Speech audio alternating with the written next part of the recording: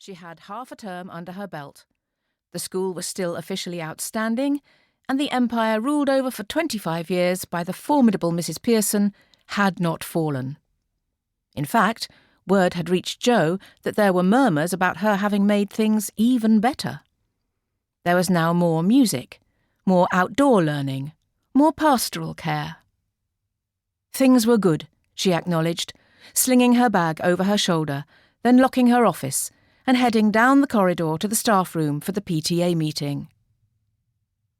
She did wish they hadn't chosen this, the last day of the autumn half-term, as a time to meet. But the treasurer apparently couldn't make it on any other day, and nothing was allowed to happen without the treasurer present. They were a force at this school, the PTA. They saw themselves as an integral cog in the managerial wheel. Jo had never known this in any of her previous schools. There either hadn't been a PTA at all, or the one they had was so small she'd only really spoken to them once a year, when they told her they'd raised £300 at the summer fete. £1 for each child. Jo had seen the accounts and knew that at West Burntridge, last year's summer fete alone had brought in over £6,000. She realised quickly that these fundraising mothers were not to be offended. The trouble was, they were all really bloody annoying. In every meeting they talked in painstaking detail about their fundraising ideas for the month ahead. The usual weekly cake stall, a craft fair, an art competition, perhaps a Christmas ball, so their husbands could finally all meet each other. Sometimes Jo found these plans so dull she had to control the urge to suggest something radical and shake them all up a bit. It wouldn't take much. As a group, they were devastatingly shockable. "Drugs," she wanted to say. "A sponsored experiment to see if any of you become more interesting coked off your tits." Instead, she nodded and thanked them all for their hard work, raising the valuable funds the school couldn't manage without. Then she'd move to leave, and that was when the trouble would start. "Miss Fairburn, could I just have a quick word?" That was it, the line they always opened with. Everyone knew it was never going to be a quick word.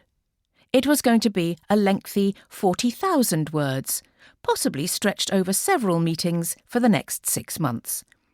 But still, a quick word was what they called it, in recognition of the fact that they understood Jo was a busy woman and didn't want to take up her time. It was just this one thing they were worried about, and they needed their minds putting at rest. There were 3 women today wanting a quick word, although 2 of them came together as a package of joint concern. "We just wanted to talk to you about the changes you're making to Toy Day this term," one of them said. Kate Munro, the all-powerful treasurer.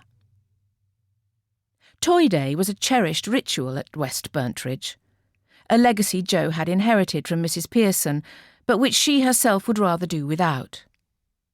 On the last day of every half-term, children were allowed to bring a toy from home to play with during that final golden hour before freedom. Jo had decided not to do away with it entirely, on the grounds that it was a small issue, and she didn't want to upset everyone so early on. But she had made it clear there were to be no electronic devices.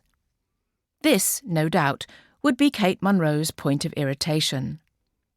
Her daughter was in Year 1 and obsessed with screens and everything in them.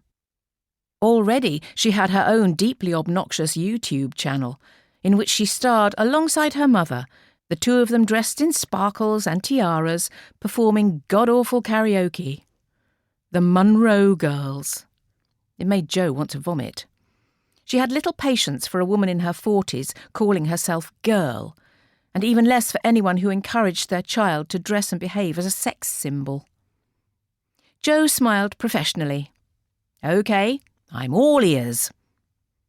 "Well, we don't think it's completely fair that those children like my daughter Kendra, who love making videos with their friends, are no longer allowed to bring iPads." iPads aren't sensible things to have in school.